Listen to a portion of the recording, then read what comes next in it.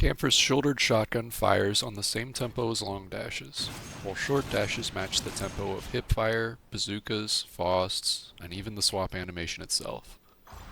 The swap and shouldering animation together add up to the length of a full dash, so that means as long as you press the swap button first, you can punctuate any dash with its corresponding actions.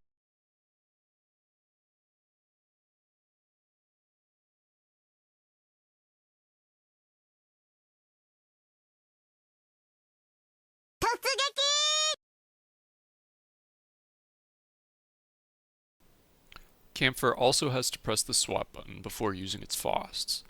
This is because the swap animation is skippable, but the Faust animation is not. If I Faust first and swap second, a bunch of inputs get ignored, and I don't get the right weapon.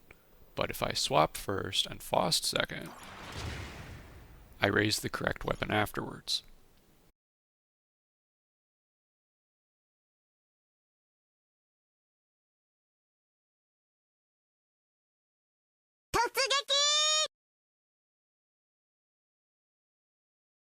In the time it takes to fire 4 shots, Kampfer's other weapon will reload itself automatically.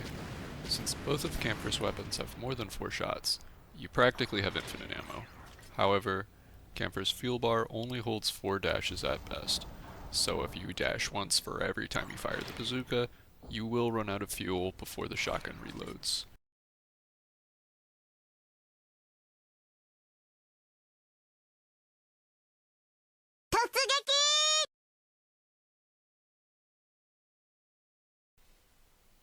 You can proofread yourself by just calling yourself a big dumb dummy every time you fire the Fausts at 0 ammo, because you can just press the swap button and then cancel the swap with the Fausts in no time at all.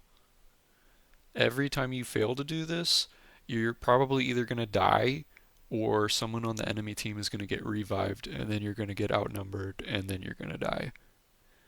What's important though is that the Fausts don't let you put the swap input late, so it gets you in the habit of doing it proper and early for your other actions, like swapping before dashes.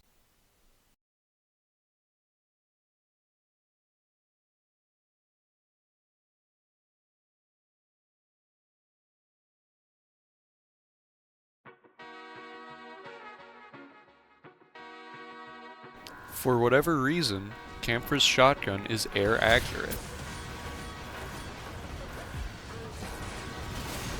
You have to be past the apex, but then it becomes the same as grounded shooting. We can see here I swap as soon as I hit 0 ammo, because I follow the rules. I'm very preemptive, and as soon as I see this ult, I already have a plan. Go to high ground, aim down before I jump, to the side before I swing, and click on his head.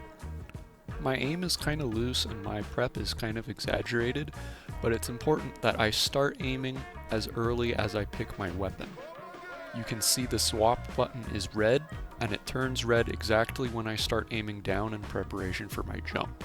And both of these actions are themselves timed around getting another dash back, which you can see with the big white bar on the left side of the screen, as well as Mahiru's radar wearing off, which is probably more of a coincidence.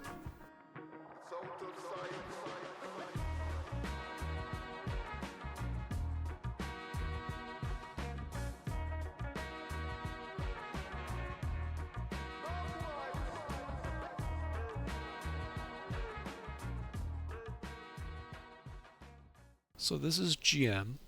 He's like a little marching band kid, you know? Like he's got his big drum in front of him, and he's going bum bum bum bum. He can kill you in 4 shots, but he needs like a 75-50 crit rate or something like that to do it. So he probably kills you in 5 shots, and you can kill him in 5 shots. But the problem is his gun shoots a little bit faster. So what's actually really broken about Kampfer is that even though you don't get fuel for hitting this guy's shield or anything like that, you have full walk speed while aiming. He has much less while he blocks. That means if you've got this corner right here, you can roll around this, pop out, pop out as you're rolling back, and then you reduce his rate of fire to your rate of fire, because he only shoots when you see each other, and your walk speed makes you the one who controls that. This is a good strategy for dealing with just about every shield except Saz. You should probably ult Saz, or if you're in a tight spot, you spam hipfire on him in hopes that he presses his dodge key and gives you a little fuel. He's also a bigger target, so hipfire is kind of better on him. On the other end, you have Gundam and Dynamis, and Gundam in particular stands out because he has all of his walk speed while he raises his shield, but he can't shoot you, so it's a very different thought process. You can kill his shield in one shot if all 9 pellets hit, but if you start off with a bazooka shell instead, he might be worried that you use 2 bazooka shells, so he might put it away after the first shell in hopes that you just keep spending zooks on his regular health bar, and then you switch back to the shotgun on the assumption he will stow the shield. This gives you a chance to spend no shotgun ammo without getting fuel, and it gives you a chance to, like, not have to land all 9 pellets if he keeps the shield out. You should basically try to go and do this in training mode and just see if you can slip bazooka shells in like that without slowing yourself down. And this is the sort of movement you're usually looking for unless you aren't getting fuel from the target, and then you kind of want to use your walk speed to wax corners.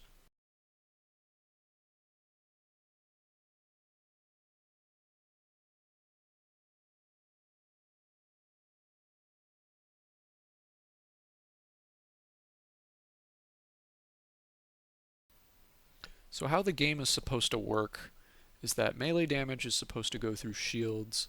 Shields are supposed to block headshot damage, so presumably all of the headshot characters clear out melee for the shield's sake. How it actually works in practice, though, is that every single shield character except Zeta has pitiful range on their primary weapon, because they aren't allowed to counter melee. And because of that, they get outranged by all of the hit scan characters, the same way melee does. And what this means is that while a shield will always win versus one hit scan character, a pair of hit scan characters can focus on a choke from 2 different angles, and the shield won't be able to block both of them. What this means is that 300-meter hit scan is kind of the most important role in the game. Shields are an equally essential role, but they kind of come second. And then anything with shorter range is pretty much obeying the rules that shield characters create. Shields basically determine what direction is forwards or backwards in any given lane on the map and create an overall current to the game. And Kampfer has to obey that current in order to keep moving and not die. And this is what makes Kampfer very much like a 3rd or 4th place character in terms of in-game authority, I suppose. Mountain R&D is a really good example of map current, like I mentioned, because even if you aren't thinking about what your shield is doing, you have to think about this high ground because this whole map is like a waterfall. If you fall down this hole, it takes 7.5 seconds to take this route back to your spawn, and that is half of the time it would take to respawn anyways. So that's like half of a death for falling in here. If you go up this way, well, it's an uphill battle towards someone who has a health up, and once you have this health up, like, trying to keep it requires fighting these people up here, as well as maybe even people up here. And that really sucks. That obviously sucks. How are you can't even leap up here. You gotta, like, go around this thing and jump that a ways, or you gotta go this way and fight up here. And this is sort of the normal fight you would take, but your shotgun only has about 100 meters of range, and your bazookas aren't very good uphill. And if you're thinking about telling me to jump across the hole in the middle, you're right. It's a very viable play. You're still going up the same hill, it's just mirrored, and someone else might have the same idea, but it's probably not a shield that you end up getting into a fight with here. And most likely you just don't fight anyone and they let you jump across here for free, and your air accuracy lets you do what you want. On point capture, I think Kampfer's fine. On destruction, I think Zaku ranged is better. Kampfer's ult just sucks. Z2R can ult someone and stun a bomb site. They can ult through someone to reach a bomb site and reload their magazine in the process, or they can smoke through someone and they can carry their ammo through that smoke. as opposed to Kampfer, who has to spend ammo to get fuel, and has to get rid of people's shields before it can get that fuel. Z2R just gets guaranteed fuel from its ability, and overall I would say its kit is suited to the game mode better. The upside to Kampfer's ult is that even though it doesn't stun, it doesn't need to stun to kill somebody, so you can get rid of stun immune ults like Dom's Screaming Nimbus. And Dom is a pretty popular character on Destruction, so you could say having a good matchup against Dom is meaningful. But I think being suited to the game mode is even more important. Also, Kampfer's bazookas are not even close to Dom's. Kampfer's bazookas have an issue where even if you get a direct hit to the torso, 4 hits total might not add up to 500 damage. And this is really important when you're clearing out bodies, because yeah, 2 direct hits, that'll get rid of a body. But let's say you don't have time for that, and you take 1 direct hit and then you hide behind a wall like this and try to finish with Splash. You might not finish that body in 4 hits, you might not even see its health bar, so you might not know that you're messing it up. And worst of all, if I'll get over to this training range over here, the bazookas take time to travel. So in the time it takes me to complete a full dash, the bazooka will only travel 300 meters.